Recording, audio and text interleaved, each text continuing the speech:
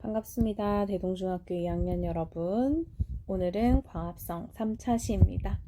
지난 시간에 여러분들이 실험을 통해서 광합성이 일어나는 장소와 광합성 결과 만들어진 녹말을 확인했었는데요.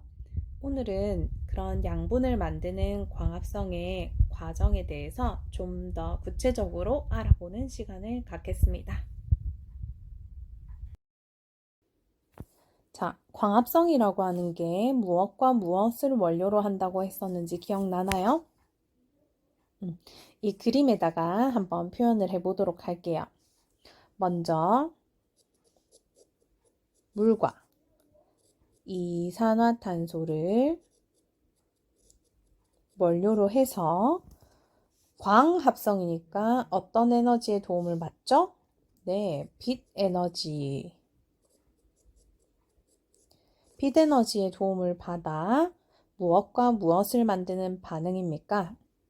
네, 우리 지난 시간에 녹말 확인했었고요. 녹말과 함께 산소도 만들어진다라고 학습을 했습니다. 그런데 광합성 결과 최초로 만들어진 양분은 녹말이 아닙니다. 녹말은 지금 육각형들이 다다다닥 이어져 있는 많다다자예요. 당류인데요. 최초로 만들어진 양분은 하나만 있죠. 육각형 모양. 얘는 단당류 중 하나인 포도당입니다. 광합성으로 최초로 만들어진 양분은 포도당인데 이 포도당은 물에 대한 용해도가 굉장히 커요. 물에 굉장히 잘 녹습니다. 양분이 물에 대한 용해도가 컸을 때 문제가 될 수 있기 때문에 이 포도당은 즉시 녹말로 바뀌게 돼요.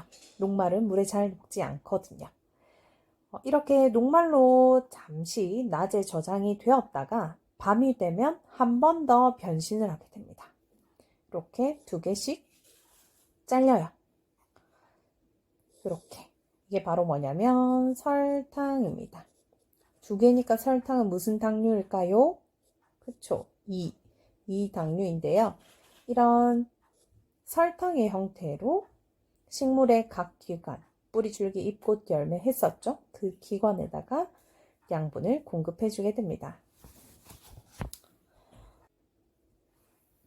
이렇게 설탕의 형태로 각 기관에 양분을 전달하게 되는데 이 양분이 이동하는 통로, 바로 체관이라고 합니다. 체관.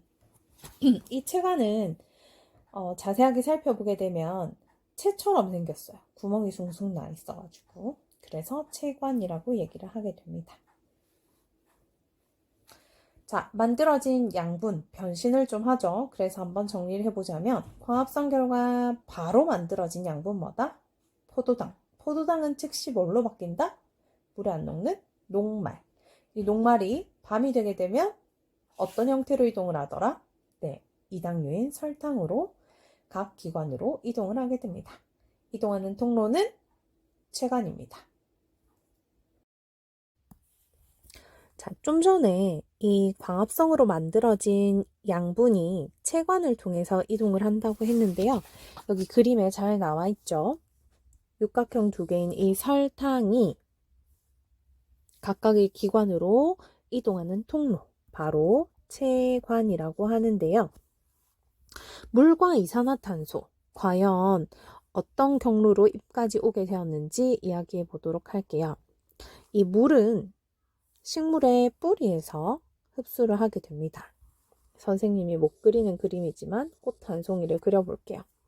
꽃이 있고 줄기, 잎, 그리고 그 아래 뿌리가 이렇게 있었겠죠.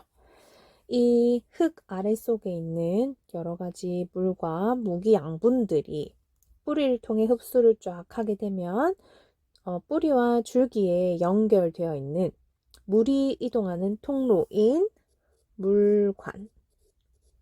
이 물관을 타고 뿌리, 줄기, 잎까지 이동을 해오게 됩니다. 그래서 여기 물방울 모양이 보이죠?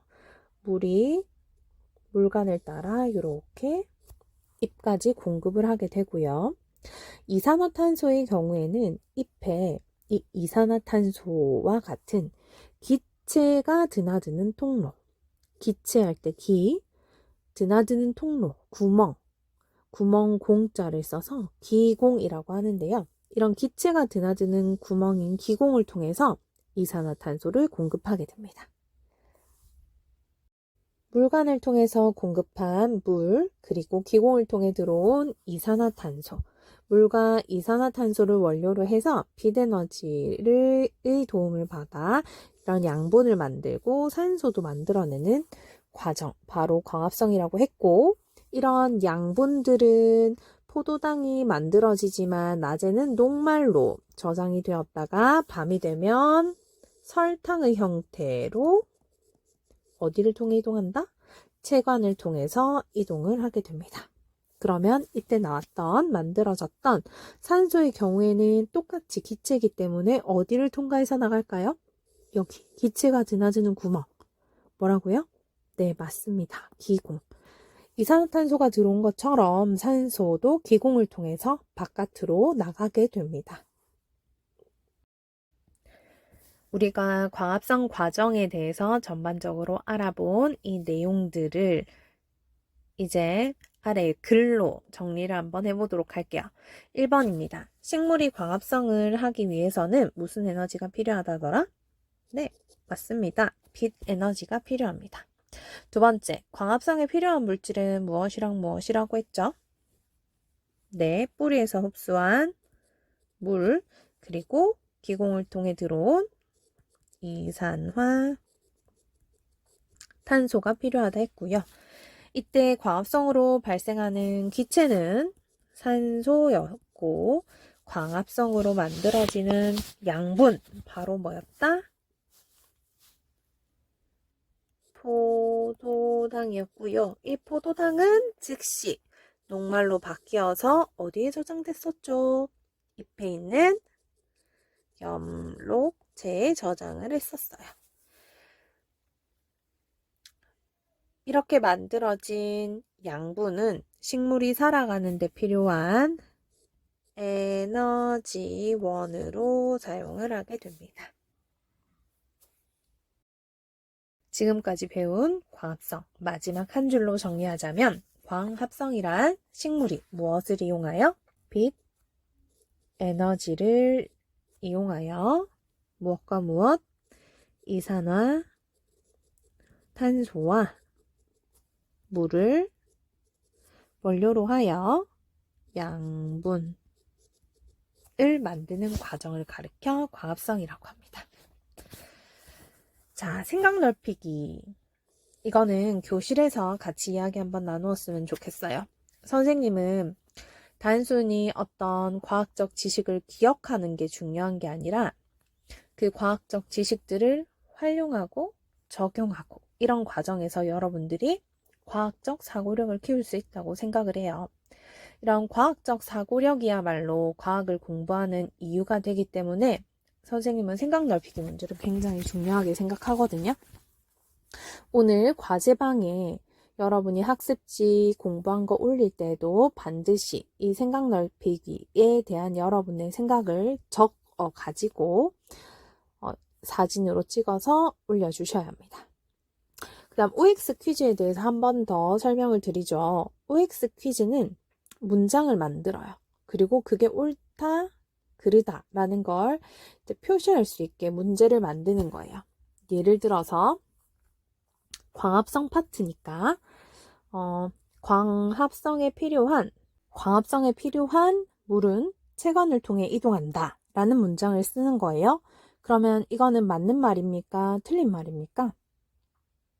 네, 틀린 말이죠. 그래서 X로 표시를 할 수 있죠. 그래서 이런 학습한 내용을 문장으로 쓰고 그게 맞는지 틀리는지 괄호 속에 여러분이 적으면 이게 OX 퀴즈가 됩니다. 간혹 여러분 선배들도 물어보는 경우가 있었는데 OX 퀴즈 몇 문제 만들어야 돼요? 물어보던데 최소한 한 문장만 만들면 됩니다. 그렇지만 선생님이 학습지 검사를 했었을 때 하나만 만든 친구와 두 개, 세 개, 애살 있게 만든 친구는 과학에 대한 관심의 정도가 다르겠구나 라고 생각할 수 있겠죠.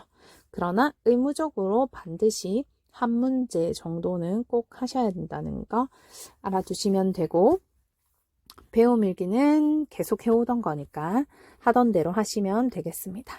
자, 오늘 영상은 여기까지고요. 우리는 다시 교실에서 만나요. 안녕.